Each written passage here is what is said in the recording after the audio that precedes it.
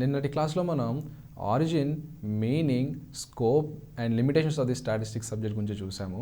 అలాగే what is data అనే దాని గురించి డిస్కస్ చేసాము.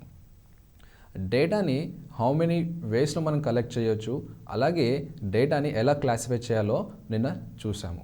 సో నిన్నటి class continuation will do it today. Classification of the data. So classification of the డేటాలో మన డేటాని 2 టైప్స్గా క్లాసిఫై చేయొచ్చండి. One is qualitative data and the other one is quantitative data. In the qualitative data, we have divided again our data into 2 ways. That is dichotomous and manifold classifications. దీని గురించి మనం నిన్న చూసాము. So అలాగే quantitative data. Quantitative డేటాలో we have 2 types. We have 2 types, discrete data and the second one is continuous data. So discrete data అంటే ఏంటి, continuous data అంటే ఏంటి? Discrete data, it assumes only integer values. Discrete data only integer values ఉంటాయి. అదే continuous డేటాలో fractional values plus integer values, 2 వాల్యూస్ని assume చేస్తుంది continuous data. So quantitative డేటాలో మనకి 2 టైప్స్ ఉంటాయి. First is discrete data and one is continuous data. Discrete data it assumes only the integer values, versus continuous data it takes fractional as well as the integer values. Let us see an example for this. So discrete డేటాకి మనకు example, best example we can give is age. So age of a person it may be 20, 21 or 40, 39 అలా ఉంటుంది.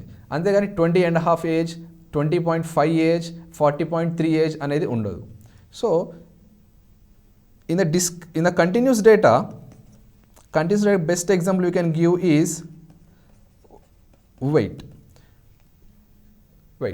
So weight మనకి 62.5, 70.4 ఇలా it assumes the fractional and as well as the integer values also.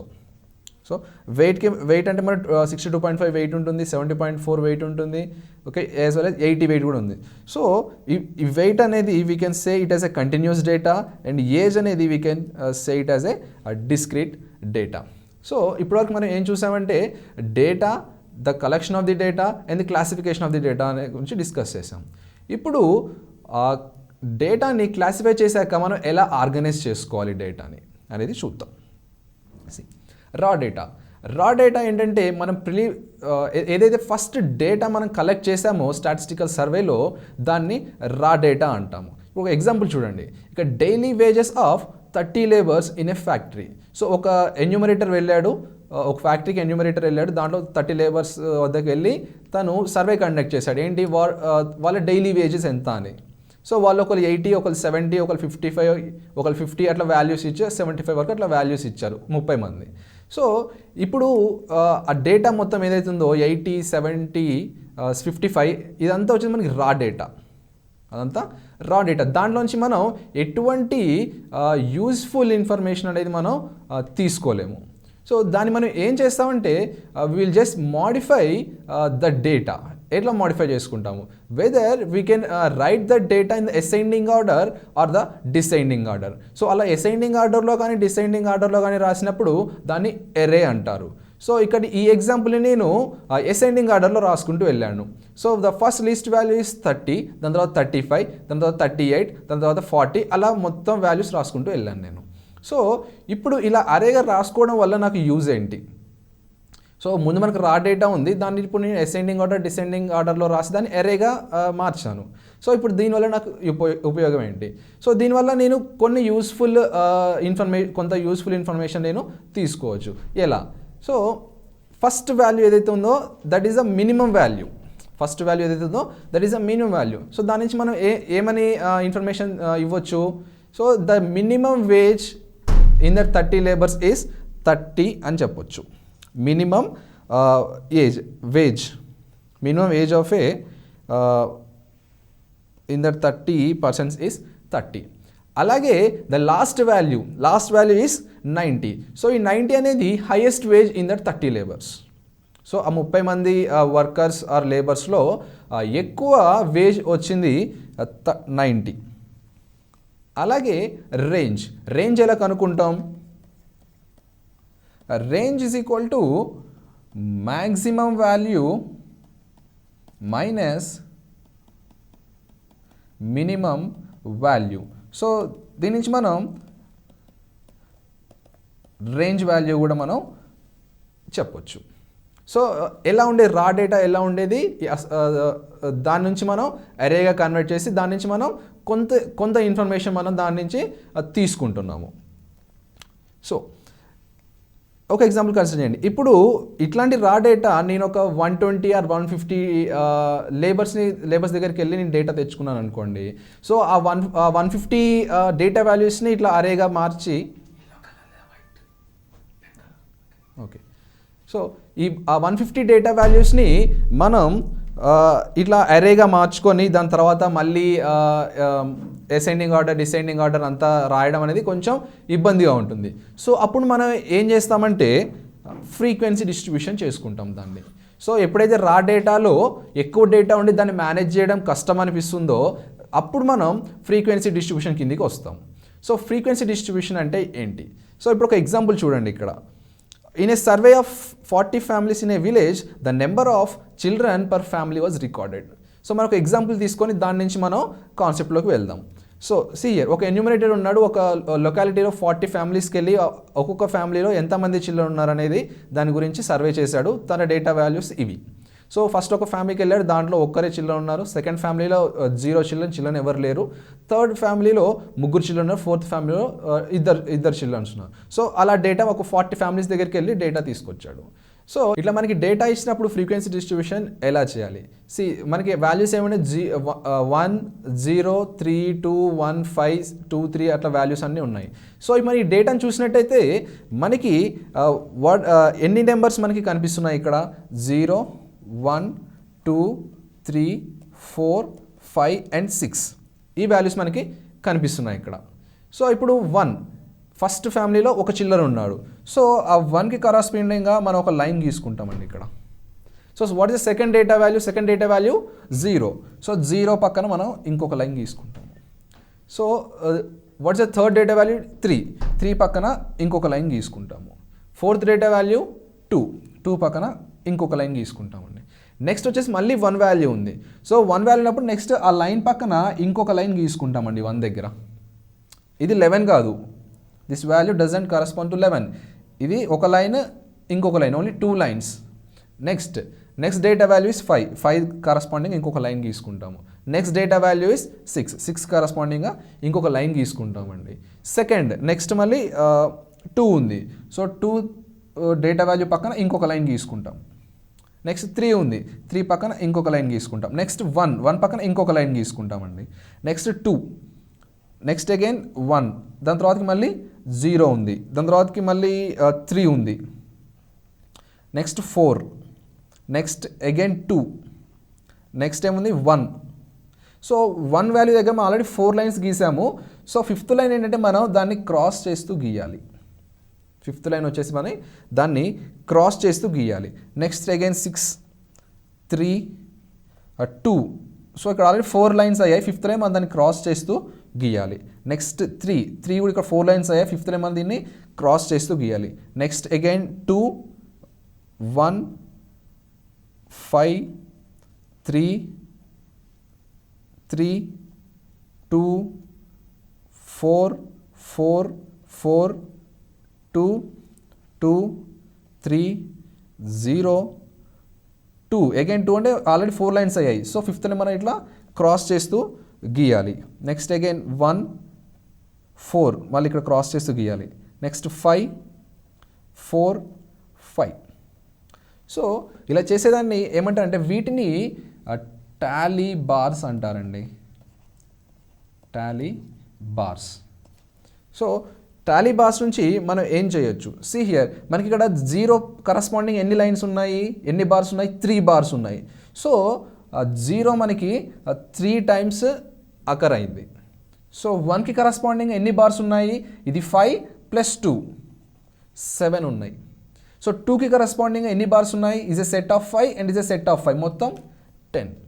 అలాగే 3కి corresponding ఎన్ని values ఉన్నాయి? 5 + 3 8. 4కి corresponding ఎన్ని ఉన్నాయి? 6. 5కి కరస్పాండింగ్ 4, 6 కరస్పాండింగ్ 2. సో ఈ టాలీ బార్స్ని న్యూమరికల్గా రిప్రజెంట్ చేస్తే దాన్ని ఫ్రీక్వెన్సీ అంటారండి. వీటిని ఫ్రీక్వెన్సీ అంటారు. Frequency is nothing but the number of times an observation is repeating in a data. Frequency is nothing but the number of times an observation is repeating in a data. So 0 మనకి 3 times repeat అయింది, 1 మనకి 7 times repeat అయింది, 2 10 times repeat అయింది, 3 8 times repeat అయింది, 4 6 times repeat అయింది, 5 4 times repeat అయింది, 6 వచ్చేసి 2 times repeat అయింది. సో మనకి టోటల్ కనుక్కున్నట్టయితే 3 + 7 10, 10 + 10 20, 28 34 38 and 40. సో మనకి ఇక్కడ ఇచ్చింది ఎంత? 40 ఫ్యామిలీస్. సో ఫ్రీక్వెన్సీ ఎంత? 40. So some of the frequency is nothing but hour total numbers in a data. Total ఎన్ని డేటా వాల్యూస్ ఉన్నాయి అనేది is equal to the sum of the frequency. So that is very very important. You have to remember that point. See here. So ఇందాక డేటాని frequency distribution చేశాను. Number of children 0. So దాని frequency 3 అంటే ఏంటి?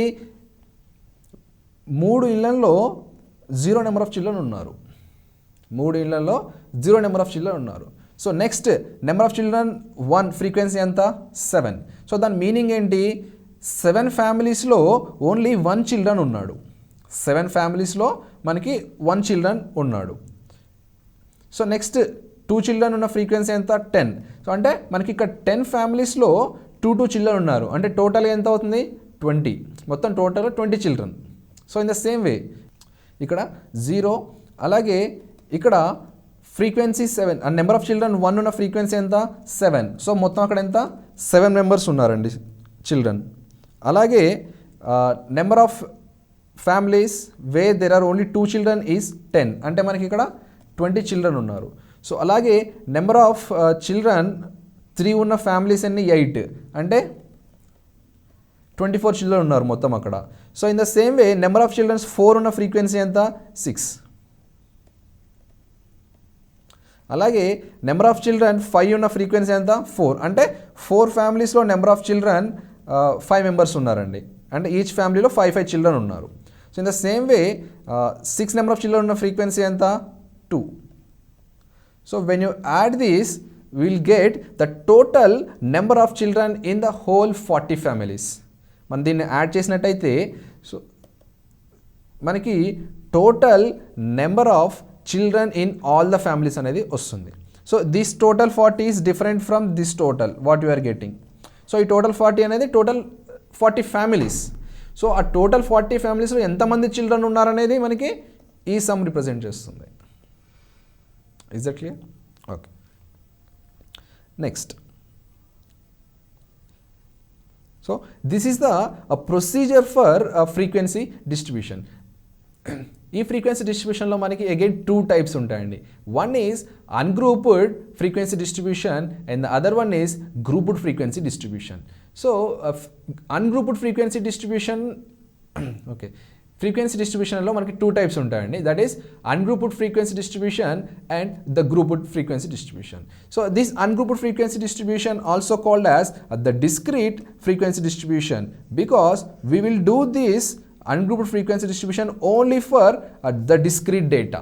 ఇందాక మనం discrete data and continuous data గురించి discuss చేసాం కదా. So this ungrouped frequency distribution మనం ఓన్లీ డిస్క్రీట్ డేటాకి మాత్రమే చేస్తాం mostly. So there is very rare case where we can do this ungrouped frequency distribution for continuous data also. That is very rare case. Mostly we use for the discrete data only.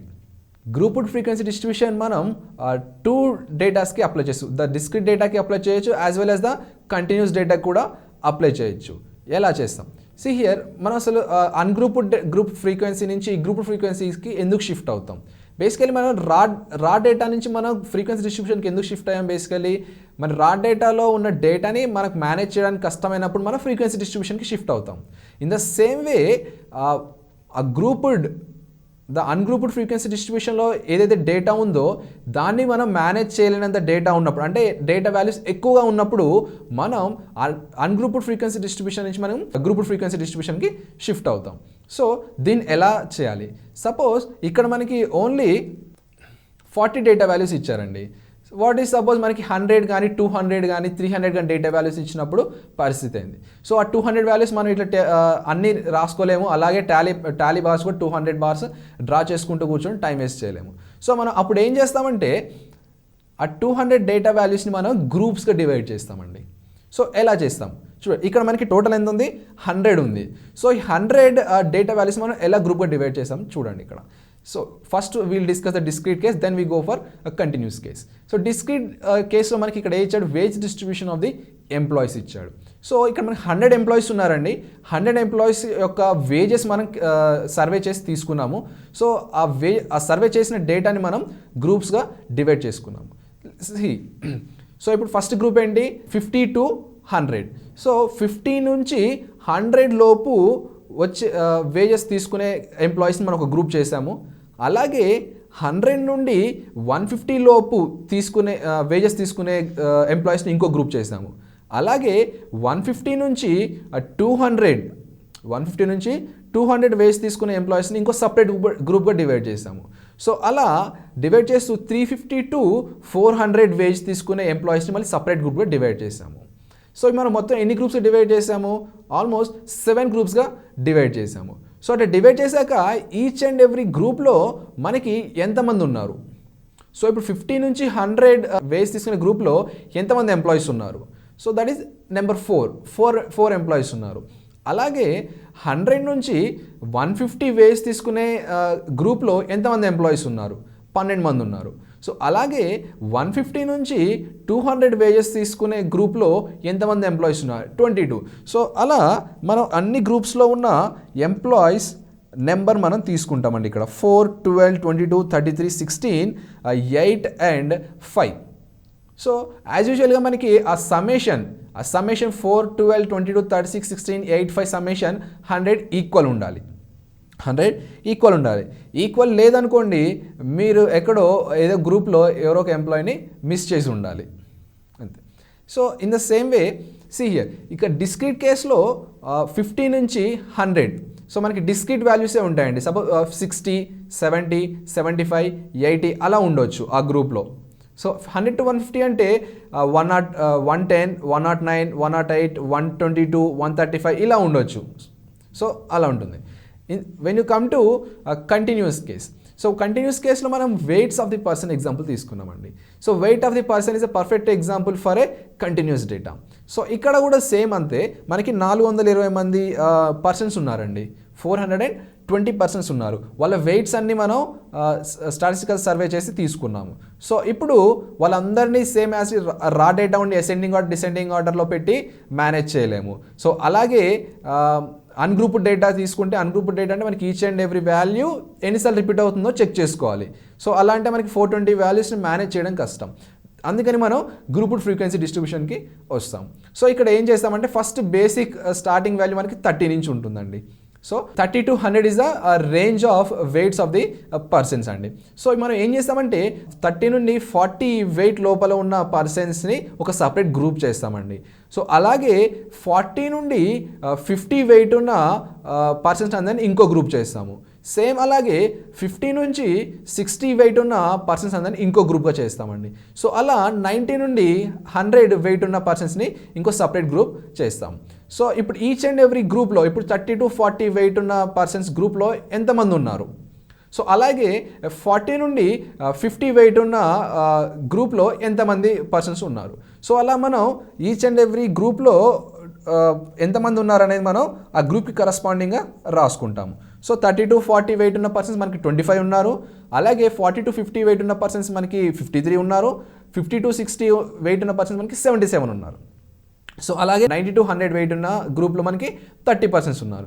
So this is nothing but the number of persons is nothing but here frequency. So in the same ఇక్కడ కూడా అంతే, number of employees is nothing but frequency. Nothing but the frequency అంటే ఏంటి? The number of times then item is repeating. The number of times the data value is repeating. So ఇక్కడ 30 to 40 గ్రూప్లో ఉన్న data values ఎన్నిసార్లు repeat అవుతున్నాయి? 30 to 40 మధ్యలో ఉన్న data values 25 times repeat అవుతున్నాయి, అంటే 25 మంది ఉన్నారు. సో అలాగే 40 to 50 రేంజ్లో ఉన్న డేటా వాల్యూస్ ఎన్నిసార్లు రిపీట్ అవుతున్నాయి అంటే ఎంతమంది ఉన్నారు ఆ రేంజ్ వెయిట్లో? 53 మెంబర్స్ ఉన్నారు. సో అలాగే 50 to 60 గ్రూప్లో 50 to 60 మధ్యలో ఉన్న డేటా వాల్యూస్ ఎన్నిసార్లు రిపీట్ అవుతున్నాయి అంటే దాని మీనింగ్ ఏంటి? 50 to 60 మధ్య ఎంతమంది వెయిట్ ఉంది?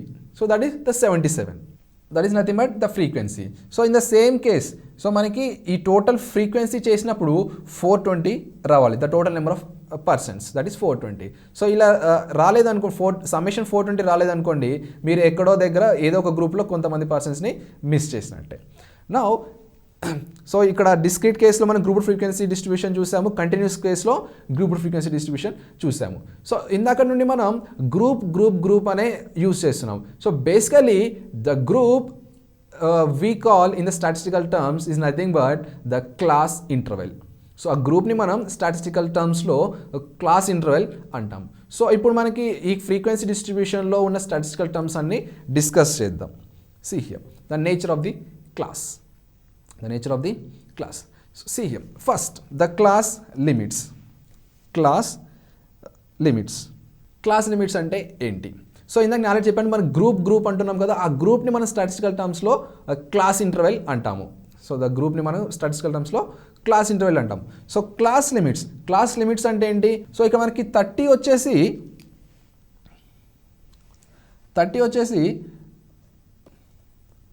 లోవర్ లిమిట్,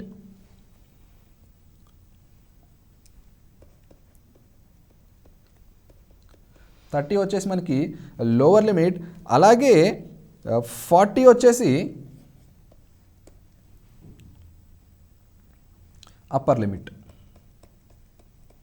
40 వచ్చేసి అప్పర్ లిమిట్. అంటే ఈ లోవర్ లిమిట్ నుంచి అప్పర్ లిమిట్ మధ్యలో ఉన్న డేటా వాల్యూస్ మాత్రమే మనం ఈ గ్రూప్లో కన్సిడర్ చేయాలి, వేరే డేటా వాల్యూస్ మనం కన్సిడర్ చేయకూడదు.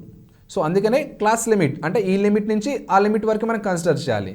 సో 30 కన్నా తక్కువ కానీ 40 కన్నా ఎక్కువ కానీ మనం కన్సిడర్ చేయకూడదు.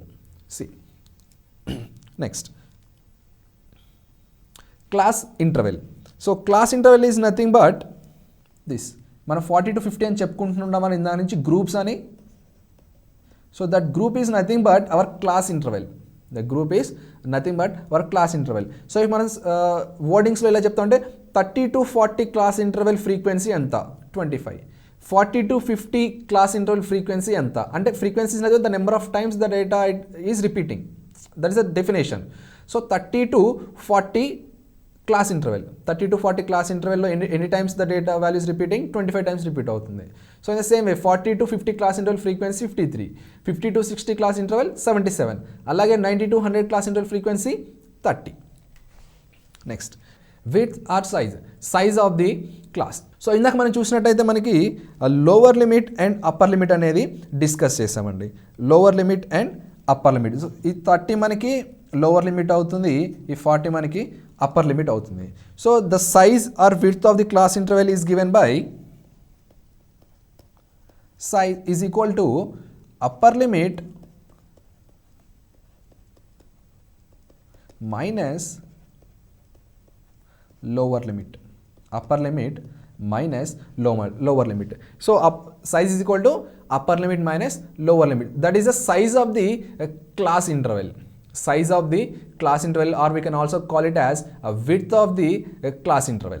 Mid value or middle point.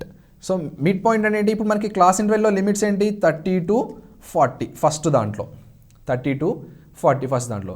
దీంట్లో మిడిల్ వాల్యూ ఏంటి? Middle value is nothing but upper limit plus lower limit divided by 2. It will give us the mid point of that class interval. Mid point of that class interval. So ఇక్కడ మనకి upper limit ఏంటి? ఇక్కడ 40 plus lower limit ఏంటి? 30 divided by 2, అంటే మనకి ఇక్కడ 35 మనకి mid point వస్తుంది. నెక్స్ట్ ఫ్రీక్వెన్సీ గురించి ఇందాక మనం డిస్కస్ చేస్తున్నాము. Frequency is nothing but the number of times the data item is repeating. So in the same వే మనకి 30 to 40 క్లాస్ ఇంటర్వెల్ మధ్యలో ఉన్న డేటా ఐటమ్స్ ఎన్నిసార్లు రిపీట్ అవుతున్నాయంటే 25 టైమ్స్. 40 to 50 మధ్య డేటా పాయింట్స్ ఎన్ని రిపీట్ అవుతున్నాయి? 53. 50 to 60 మధ్య data points 77. So these are all nothing but the frequencies.